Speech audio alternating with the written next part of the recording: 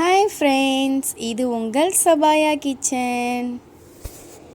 இன்றைக்கி நம்ம கிச்சனில் சூப்பரான சாஃப்டான சாக்லேட் டோனட் தான் எப்படி செய்கிறதுன்னு பார்க்க போகிறோம். அதுக்கு முன்னாடி நம்ம சேனலில் புதுசாக பார்க்குறீங்கன்னா சப்ஸ்கிரைப் பண்ணி பெல் பட்டனை கிளிக் பண்ணி ஆல் கொடுங்க. நான் போடுற புது டிஃப்ரெண்ட்டான வீடியோஸ் எல்லாமே உங்களுக்கு உடனே வரும். ஸ்கிப் பண்ணாமல் ஃபுல்லாக பாருங்கள்.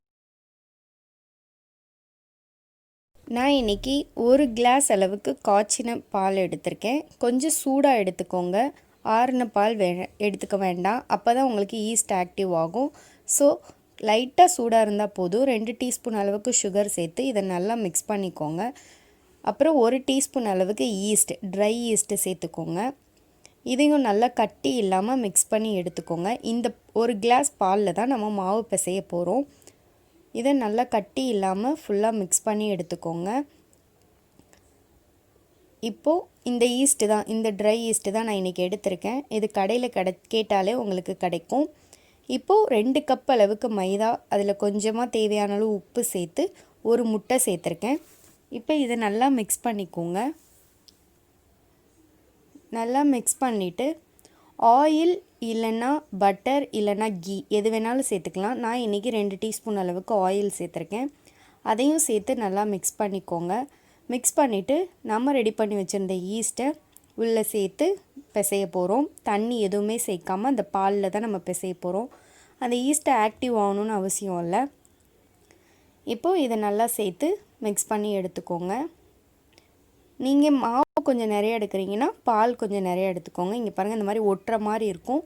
1 டீஸ்பூன் அளவுக்கு நெய் சேர்த்து நல்லா பிசைஞ்சு எடுத்துக்கோங்க. இதை ஒரு அகலமான பெரிய பாத்திரத்தில் எடுத்துக்கோங்க. ஏன்னா இது உப்பி வரும். ஸோ இந்த மாதிரி பெரிய பாத்திரத்தில் எடுத்து மூடி போட்டு ஒரு 3/4 மணி நேரம் இருக்கட்டும். பாருங்கள், மாவு எப்படி ஆக்டிவ் ஆகிருக்கு பாருங்கள். பொஷ்ஷுன்னு ஒரு டிஷ்ஷும் கொடுத்து இதை நல்லா கொஞ்சம் பிசைஞ்சிக்கோங்க. நல்லா பிசைஞ்சிட்டு இதை நம்ம கட் பண்ணிக்க போகிறோம். இந்த மாவுலேயே நீங்கள் எல்லாமே செய்கிறதா இருந்தால் செஞ்சுருங்க. எக்ஸ்ட்ரா இருந்துச்சுன்னா நீங்கள் கட் பண்ணி கூட வச்சுக்கலாம். ஃப்ரிட்ஜில் வச்சுட்டு நெக்ஸ்ட் டே கூட செய்யலாம். இதே மாவுலேயே நான் பால் பன் எப்படி சாஃப்டாக செய்கிறதுன்னு உங்களுக்கு அடுத்த வீடியோவில் போடுறேன். இப்போ இதை மாவு கொஞ்சமாக தேய்ச்சி இந்த மாதிரி திக்காக பரத்திக்கோங்க. இப்போது டோனட் மாதிரி ஷேப்பில் நம்ம ரெடி பண்ண போகிறோம். நான் இன்றைக்கி பெரிய கிளாஸ், சில்வர் கிளாஸில் ஒரு ரவுண்ட் பண்ணிக்கிறேன்.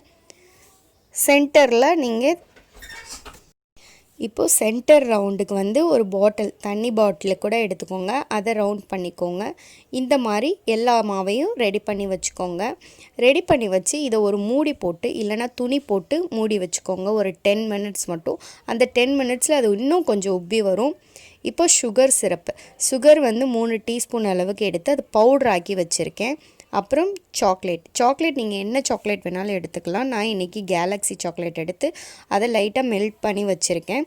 இதில் 3 டீஸ்பூன் அளவுக்கு பால் கொஞ்சமாக சேர்த்து இதை நல்லா க்ரீம் மாதிரி மிக்ஸ் பண்ணி எடுத்துக்கோங்க. பாருங்கள், இந்த மாதிரி க்ரீம் மாதிரி ரெடி பண்ணி வச்சுக்கோங்க திக்காக. இப்போது அதே மிச்சம் இருக்கிற பாலில் ஒரு 3 டீஸ்பூன் அளவுக்கு பால் சேர்த்து இந்த சுகரை நல்லா கரைச்சி எடுத்துக்கோங்க. காய்ச்சின பால் தான். இப்போது இது ரெண்டும் நம்ம ரெடி பண்ணியாச்சு. இது இருக்கட்டும். பாருங்கள், 10 மினிட்ஸில் நல்லா உப்பி வந்துருச்சு. பார்த்தாலே உங்களுக்கு தெரியும் நம்ம எப்படி வச்சுருந்தோம், இப்போ எப்படி இருக்குண்டு. இப்போ இதை நம்ம ஆயிலில் ஃப்ரை பண்ணி எடுத்துக்க போகிறோம். இப்போது நல்லா ஆயில் ஹீட் ஆகிடுச்சு. ஹீட் ஆன பிறகு நம்ம ரெடி பண்ணி வச்சுருந்த டோனட்டை இதில் போட்டு ஃப்ரை பண்ணிக்கலாம். நல்லா டபுள் சைடு ஃப்ரை ஆகணும். கோல்டன் ப்ரௌன் கலரில் வர வரைக்கும் குக் பண்ணிக்கோங்க. முக்கியமாக லோ ஃப்ளேமில் வச்சு ஃப்ரை பண்ணுங்கள், இல்லைனா கருகிடும். ஆயில் ஹீட் ஆன பிறகு நீங்கள் லோ ஃப்ளேமில் வச்சு நல்லா ஃப்ரை பண்ணி எடுத்துக்கோங்க. பாருங்கள், ஆயிலில் போட்டோன்னே இன்னும் கொஞ்சம் நம்மளுக்கு உப்பி வரும். பாருங்கள், நல்லா வடை மாதிரி பெருசாக உப்பி வரும். இதை நல்லா ஃப்ரை பண்ணி எடுத்துக்க போகிறோம். ஈஸியாக பண்ணிடலாம். இது குழந்தைங்க ரொம்ப லைக் பண்ணி சாப்பிடுவாங்க. இது சாக்லேட் நம்ம சேர்க்குறனால. பாருங்கள், ஃப்ரை ஆகிடுச்சு. இப்போ எடுத்து ஒரு பிளேட்டுக்கு மாற்றிடலாம். இதே மாதிரி எல்லா டோனட்டையும் ஃப்ரை பண்ணி எடுத்துக்கோங்க. இப்போது இதை சுகரில் நம்ம இது பண்ண போகிறோம். இந்த மாதிரி திக்காக ரெடி பண்ணி வச்சுருந்த சுகர் சிரப்பில் 1 சைடு மட்டும் இந்த மாதிரி வச்சு 2 மினிட்ஸ் மட்டும் வச்சு எடுத்துக்கோங்க. அப்போ தான் இந்த சுகர் வந்து அதுக்குள்ளே ஆட் ஆகும். ரொம்ப நேரம் வைக்க வேண்டாம்.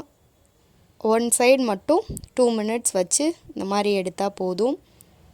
இந்த மாதிரி எல்லாத்தையும் வச்சு எடுத்துக்கோங்க. அப்போ தான் ஸ்வீட்னஸ் அதில் வந்து உள்ளே ஆட் ஆகும். இப்போ அதுக்கப்புறம் இது மேலே நம்ம ரெடி பண்ணி வச்சுருந்த எல்லாத்துலேயும் சுகர் இதோட இப்போ சாக்லேட் ஆட் பண்ண போகிறோம். இந்த மாதிரி திக்காக ரெடி பண்ணி வச்சுருந்த சாக்லேட் க்ரீமை மேலே ஆட் பண்ணிக்கோங்க. சாக்லேட்டோடு நீங்கள் சும்மா இந்த சுகர் சிரப்போடு ஆட் பண்ணி மட்டும் சும்மா சாப்பிடலாம். குழந்தைங்களுக்கு கொடுக்கும்போது இந்த மாதிரி சாக்லேட் ஆட் பண்ணி கொடுத்தீங்கன்னா ரொம்ப லைக் பண்ணுவாங்க, சாப்பிடுவாங்க. ஸோ இந்த மாதிரி எல்லா பக்கமும் நல்லா சாக்லேட் மிக்ஸ் ஆகிற மாதிரி நல்லா தடவி விட்டுக்கோங்க. அவ்வளோதாங்க, சூப்பரான சாக்லேட் டோனட் பாருங்கள் இவ்வளோ எம்மியாக ரெடி ஆகிருக்குன்னு. இப்போது இந்த மாதிரி தடவி விட்டுட்டு எல்லாத்தையும் ரெடி பண்ணி வச்சுக்கலாம். இது ரொம்ப கஷ்டம்லாம் இல்லைங்க, ஈஸியாக நீங்களே வீட்டில் பண்ணிடலாம். ஈஸ்ட் மட்டும் இருந்தால் போதும். பாருங்கள், சூப்பரான சாஃப்டான ஸ்பாஞ்சியான டோனட் ரெடி ஆயிருச்சு. இந்த வீடியோ பிடிச்சிருந்துச்சுன்னா லைக் பண்ணுங்கள், மறக்காமல் ஷேர் பண்ணுங்கள். Thank you friends.